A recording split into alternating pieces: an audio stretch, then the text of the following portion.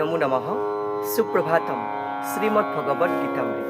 আজি শ্ৰীমদ্ ভগবদ গীতাৰ বিভূতি যোগ নামৰ দশম অধ্যায়ৰ 49 সংখ্যক শ্লোক। এই বিশিষ্ট শ্লোকভাগী হৈছে এনেধৰণৰ: শ্ৰী ভগৱানুবাচ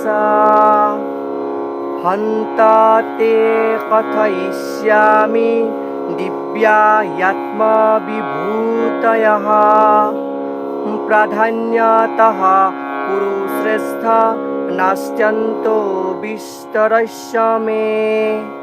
এই বিশিষ্ট শ্লোকভাগীৰ অসমীয়া অৰ্থ হৈছে এনেধৰণৰ: পৰমেশ্বৰ ভগৱানে ক'লে, হে অৰ্জুন, মই বাৰু তোমাক মোৰ দিব্য বিভূতিসমূহৰ বিষয়ে ক'ম, কিন্তু তাৰ ঘাই ঘাই বিভূতিবিলাকৰ বিষয়েহে মই তোমাৰ আগত অৱতাৰণা কৰিম। কাৰণ মোৰ বিভূতিসমূহ হৈছে অন্তহীন বুলি কোৱা প্ৰসংগত ভগৱান শ্ৰীকৃষ্ণই সখা অৰ্জুনৰ আগত এই বিশিষ্ট শ্লোকভাগীৰ অৱতাৰণা কৰিছে।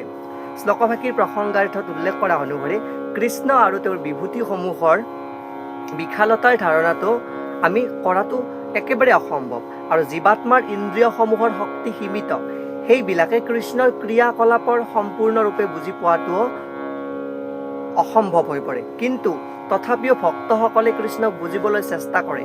অৱশ্যে এই বুলি নাভাবিব যে কোনো নিৰ্দিষ্ট সময়ত বা জীৱনৰ কোনো এটা বিশেষ অৱস্থাত তেওঁলোকে কৃষ্ণ সম্পূৰ্ণৰূপে বুজিব পাৰে।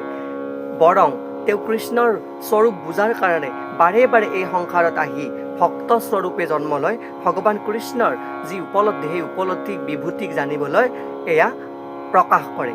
আৰু ইয়াতে প্ৰাধান্যতঃ শব্দৰ দ্বাৰাই ঘাইকৈ মুখ্য তেওঁৰ বিভূতিসমূহৰ বিষয়েহে ভগৱান শ্ৰীকৃষ্ণই অৰ্জুনক অৱতাৰণা কৰিব বুলি কৈছে।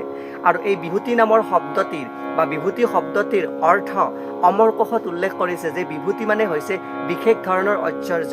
সেই বিশেষ ধৰণৰ ঐশ্বৰ্যৰ অধিকাৰী হৈছে পৰম পুৰুষ, পৰম আৰাধ্য শ্ৰীকৃষ্ণ। এয়াই উক্ত বিশিষ্ট শ্লোকভাগীৰ সৰল গুঢ়াৰ্থ।